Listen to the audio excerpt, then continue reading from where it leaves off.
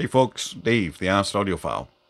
Today I want to talk about some various topics that are on my mind, and this is going to be a very subjective thought and opinion piece, so keep that in mind that these are just my thoughts and opinions, and these are based off of my experiences and based off of what I have developed through my knowledge and my learning experiences as I listen to music and as I've been a reviewer and prior to being a reviewer and real life experience as being a sound technician at my church. So these thoughts and opinions are my own, and all I ask is that you have an open mind and that you activate your sensitivity sensor and that you maybe get something useful out of this, understand me slightly better as a reviewer. So over the last 5-ish years of my YouTube channel and website, I've done many a video on various topics about audio and done lots and lots of reviews. And some of these topics have already been discussed many a time, but I just thought we would rehash a few of them and discuss and just get my thoughts and opinions out there. Hopefully you will find them to be useful and helpful and maybe explain things differently. We might not agree. We may disagree on a lot of things, but at least hopefully you'll understand where I'm coming from. There's a lot of debate, a lot of opinion, a lot of discussions out in the audiophile community, and there's a lot of information that's helpful. There's a lot of information that isn't very helpful. And there's a lot of suggestions, a lot of recommendations, and a lot of opinions on various things. And so it can get a little confusing to understand where people are coming from. You're just hearing a bunch of information, but you truly don't understand why that person thinks that way or what they're saying in that way, because it might mean something different to somebody else. So that's the reason why I do videos like this and do write-ups, is to help you to understand where I'm coming from. And that way you can understand me a little bit better. Anyways, so one of the things that have been on my mind as of late is the discussion that's been going on for years, the debate that's been going on forever, and that is that DACs and amps don't really matter, and that DACs don't make a difference, and they all sound the same. And there's so much I disagree with those type of statements, and I've made this clear for the last 5 years, and that is I do hear differences in DACs. I do hear differences in amplifiers.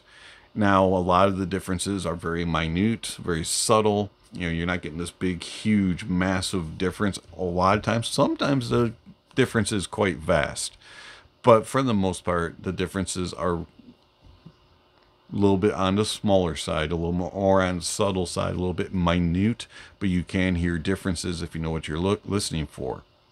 And I'm not going to dispute the fact that as far as a DAC chip, the DAC chip should not be making a difference in the sound in that regard. You know, they all sound the same. They're all giving you the numbers and converting it to analog so that we can hear it with our ears. I understand that aspect of it. But there's a lot more to a DAC than just a little DAC chip. And DAC chips aren't all made the same. So you can take a PCB board and you can toss a DAC chip on it. You can put an analog stage on it. And you can listen to it. And it should, in theory, not alter the sound of the presentation. It should sound like the recording. But there's so much more to a DAC chip. A lot of manufacturers include different tunings that you can select as a manufacturer. You can select the EQs in there. You can use DSP and all kinds of other functions based on the DAC chip of choice. And then on top of that, when you're building the DAC, there's other components that go into it so that you can actually output sound. And so you can add in all kinds of other things that are going to alter the sound that way also, and you're going to tune your DAC to the sound that you choose as a manufacturer. So you could have 5 different manufacturers use the exact same DAC chip and the exact same board and then build their DAC tuning on that, and you would have 5 different DACs that sound somewhat different. Or if they so choose to all do it in the same way, you could have 5 DACs from 5 different manufacturers that sound very similar or do sound identical, which is very, very unique if that were to happen. Manufacturers like to put their own little touches on the sound, and so you have DACs do sound different. DAC chips, in theory, shouldn't, if that makes sense. I truly do believe I hear differences between DACs, and I've said that forever. And my opinion is not going to change. I do hear differences, and would I be able to sit down and tell you which one is which DAC and all that? Probably not with really high accuracy, but I would be able to tell you what differences I'm hearing. As far as amplifiers, same thing goes. You can build an amplifier to not have anything to change it. Not, it's going to, here you go. Here's how your DAC sounds, and here's everything. And it's just going to represent. Or you can add in flavor. You can change op amps. You can change in your analog stages. You can change your output stages. You can change all kinds of things that are going to alter the sound slightly. And so amps can also sound different. Do they all sound different? Again, very subtle differences, very, very minute differences.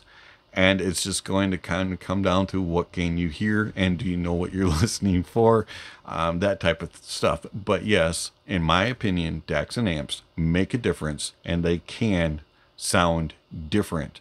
They also can sound very similar or basically the same thing. So it kind of varies and kind of depends. But in my opinion, DACs and amps do make a difference, do sound different more often than not. And so that gets preached a lot in reviews. That gets preached a lot on live streams. That gets preached a lot in write-ups. And there's a lot of audio channels that say one way or the other. Some say, yep, we hear it like THA does. There's differences.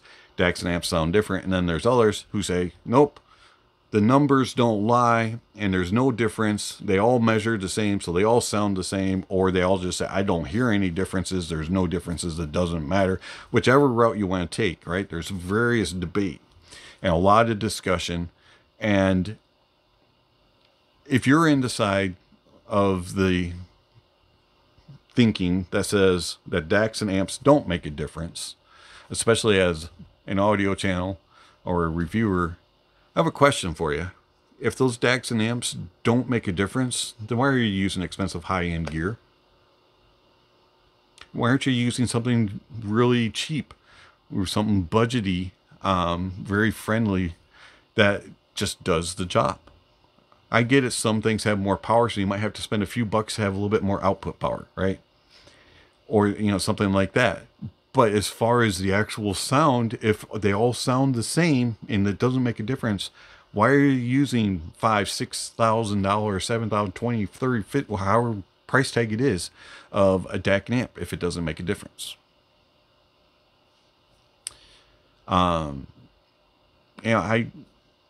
If it doesn't make a difference, why don't you do your reviews using something cheap? Compare all your expensive stuff that you get in for review to the cheap stuff that you use as your reference. Why not? Another thing that gets mentioned quite a bit in comments, and I've discussed this quite a bit, and that is about EQ. I use EQ, and I actually use EQ every single Sunday and every single Wednesday that I'm at church. I'm running a soundboard. I use a Allen & Heath QU24 every single Sunday, and I EQ things so that it sounds good. I can fix little thing, cover up, flaws in the sound and present, just so it sounds more pleasurable. When I'm doing reviews, I don't use EQ. I don't use EQ because I review things in stock form as much as possible, and so by using EQ, I'm covering up differences or enhancing things, and I'm altering the sound. So I want it to be, here's the source and here's how it sounds, so I can give you that explanation. as far as EQ. But I don't have anything against EQ. As far as personal listening, I don't use EQ much at all. I fiddle around with it every now and then, especially if there's a device in right that I'm reviewing. I might goof around with EQ because it's built into that device. But for personal listening, I really don't. I just listen to it as is. I prefer to listen to things in stock form. I don't want to have to fix something. If it doesn't sound good in stock form, I'm going to get something else. Another thing that gets mentioned a lot, music bit rates don't matter. And the streaming source doesn't matter. I disagree. Not saying that all lower bit rates sound bad, because there are some actually really good recordings that the bit rates are low. And then there's some really high bit rates, DSD, MQA type stuff that does not sound good because it wasn't mixed and mastered. See, the key thing is how it was recorded and how well it's recorded, how good it's mixed and mastered. And yeah, having different bit rates may expand the experience, may help it, but in reality, it really comes down to how it was recorded and how it was mixed and mastered. That's my thought on that. As far as different streaming services, I did a write-up on, or I did a video on that. And I use Tidal. I've been a Tidal user for years. And I can't even think of how many. I was using Tidal before I became a reviewer. So it's been at least over 5 years I've been using Tidal. And I've tried all the other things, all the other streaming services. And they all kind of, most of them sound decent and are listenable. But I prefer Tidal. I think Tidal sounds the best. And it has absolutely nothing to do with that it used to be able to do MQA. It has to do with, I just think it sounds better. As far as the Audiophile Rune, J River type of discussion, I use Audiophile. I've been an Audiophile user for like 5 years. And the reason for it is I think it sounds better. I also did a test with all the different music management programs, including Rune, and I found Audiophile to sound better. Now, I didn't use all the enhancements that you can buy for Rune. I used Rune in stock form, and to me, Audiophile sounded better, and that's the reason why I use Audiophile even to this day. Plus, I don't want to invest more money using Rune, and it's too expensive in my opinion. So I use Audiophile. Something that was brought up several times and very recently is that phone, laptop soundboards, and headphone outputs are just as good as external DACs and amps. And also that Apple is superior to PC, Android, and Linux when it comes to audio. And I don't have a whole lot of experience with computers. I'm not very much of a computer guru, okay? But it is interesting that this thinking has been around for a long time. Now, Apple's a good company, and they make good computers. And I actually use an Apple computer on a regular basis because at church they have an Apple Mac Mini that we use at the sound booth, and so I've had to learn Apple. My biggest thing about Apple is that it's just not as user friendly, and it's just not as, it just doesn't think the same way that my brain does. But keep in mind, I've been a PC, a laptop, Windows, and Linux user for years, and so I'm used to that ecosystem. Apple, I'm not so much used to the ecosystem. I've learned how to fumble around through it, the things that I need as far as using it for the soundboard and sound booth. My wife, who also works in the sound booth with me, who runs all the video and visuals and that type of stuff, has learned more about it. But she also is a Windows, PC, Android user. So, we've learned what we need to use it. As far as superiority, Windows and Apple both have pros and cons. And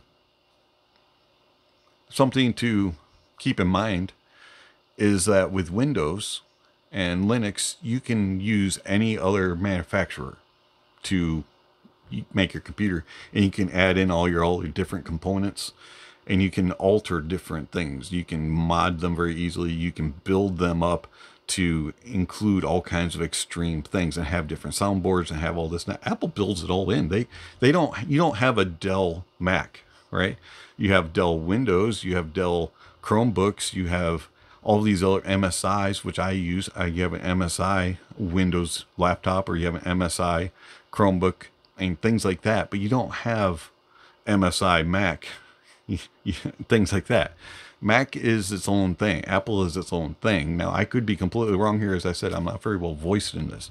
So to say that the soundboard and the amp and the headphone output of the Apples are superior to all other Windows devices and laptops, like this one person was kind of stating in an around way, is, in my opinion, bogus, because not all Windows and Chromebooks and stuff are created equal. They all have different components, and so some are better at audio and some aren't, and some don't even have it. So whichever you prefer, whichever you're more comfortable with, I'm sure works just fine. And if you're happy with it, stick with it. I'm not going to get into that ridiculous argument as to which one is better than the other, because for one, I don't have both to sit and compare to, and two, you would never be able to do a fair comparison anyways. As far as phone outputs, I haven't had a phone that's had a headphone output in 4 years, something like that. All of my phones have, just have USB-C output, so I have to use dongles. So whatever. All right, anyways, another thing that gets mentioned all the time is that budget gear is pretty much just as good as expensive gear. That tech has advanced so much that there isn't much of a difference. Yeah, no. So there is a difference when you go up in price. Now, is that difference massive? Depends on what you're comparing. Does that mean that every single thing that's expensive is superior? No.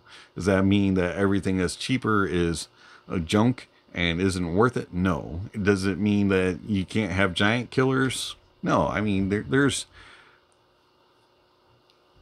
products that compete, but you also have to understand that there's differences that aren't necessarily just in the actual sonic performance. You're getting other things added into the experience. You can't compare a Honda Civic to a Ferrari F40. You have to keep it within reality. Now, does the F40 blow the socks off when it comes to power and to speed and to agility to a Honda Civic? Yeah, but gas mileage, Honda Civic. Usability around town, Honda Civic. I mean, F40, you ever see how big the trunk is in that? You're lucky to get a backpack inside there. All right. The seating. All right. Hey, what about bad weather? F40 is not going to handle very well. Things like that. So there's differences in cars. There's also differences in audio.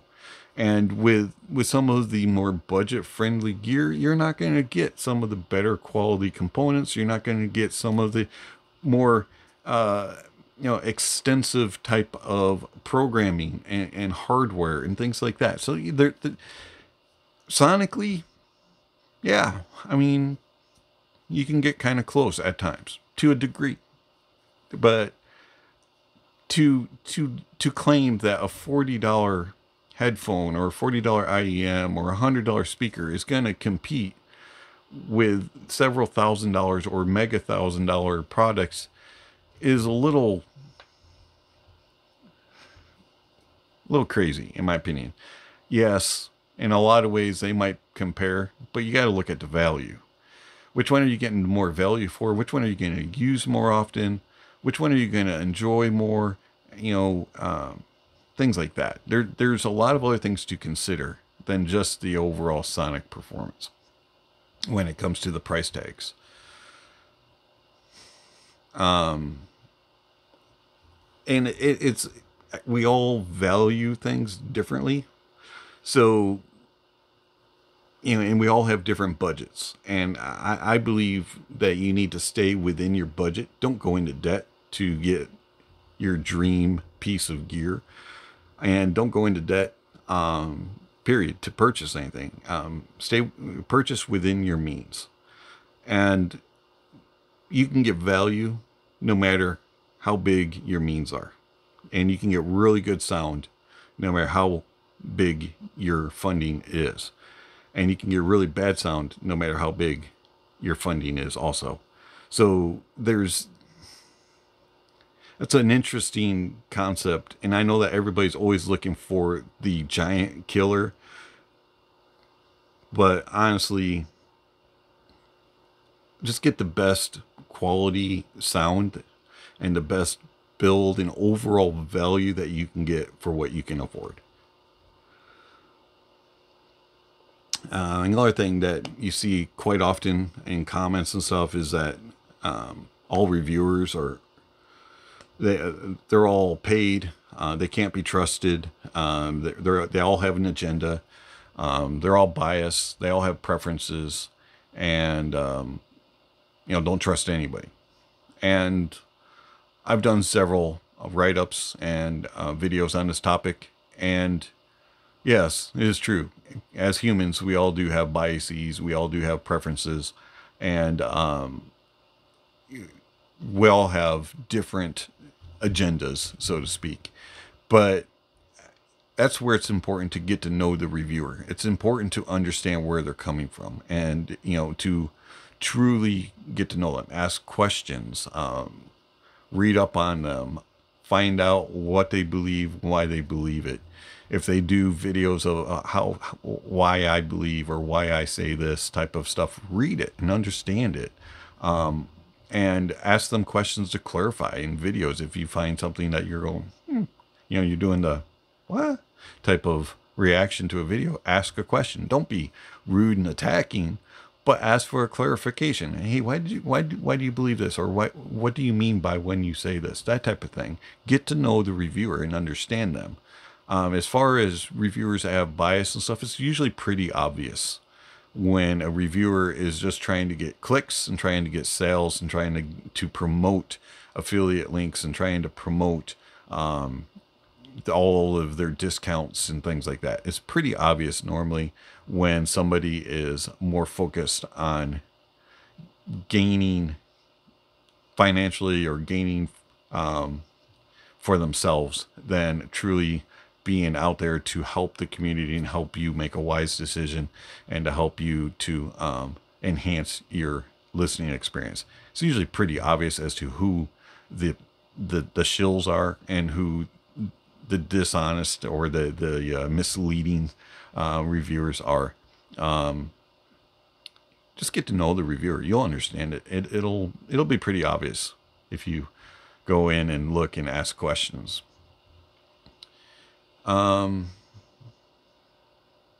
We've already kind of covered it, but another thing is that everything expensive is snake oil and everything cheap is crap. No, not really. And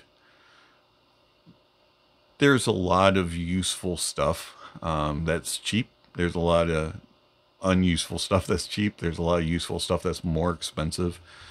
And there's a lot of unuseful stuff that's expensive. And there's a lot of things that are just crazy. Why would you ever buy that? That does no purpose.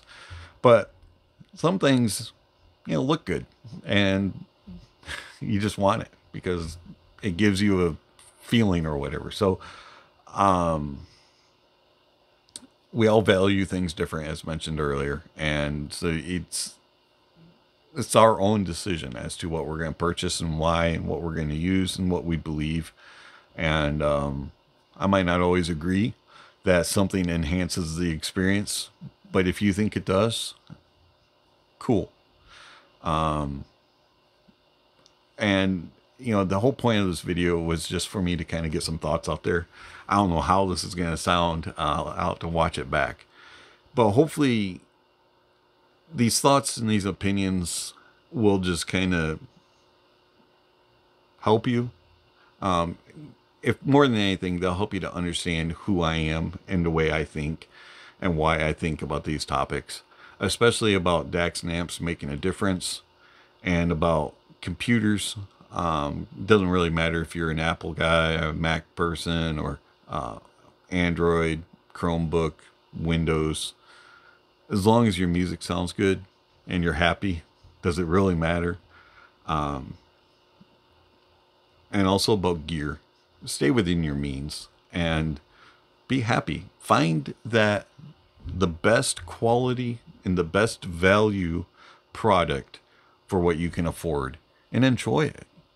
And that's what's important. Also, listen to music that's really well recorded, well mixed, well mastered. It doesn't have to be the highest bit rate. And as long as it sounds good and you enjoy it, that's all that matters. The reality in all this is that all of this stuff around us helps us to listen to the music, but it's the music that we truly enjoy. And that's what the priority should be, the music. It's been Dave, the Honest Audiophile. Thank you for watching, and I'll catch you in the next video. Speaking of next video, somewhere on screen, subscription links, notification bells. If you haven't already, please check those off. Don't forget to give a thumbs up or a thumbs on to the video. Check out all the links down below. There's all kinds of information down there regarding how you can contact channel, follow channel, support channel. Speaking of supporting channel, I want to thank my supporters through Patreon and YouTube memberships, and also for all of you who give one-time gifts. It is much appreciated. I greatly appreciate it. If you're interested in supporting the channel, you can do it through one-time gifts with PayPal, Venmo, or through YouTube, and then monthly subscriptions, Patreon, and YouTube memberships. With the monthly subscriptions, you do get early access to videos and a couple other different benefits. So if you're interested in supporting, check out the links, whether it be one-time gifts or monthly subscriptions. It'd be greatly appreciated. Also listed down below, there's all kinds of other information regarding gear recommendations, music recommendations, and gear rankings, and all kinds of other things are listed down below. And lastly, don't forget to enjoy the music, and that honesty is the best policy.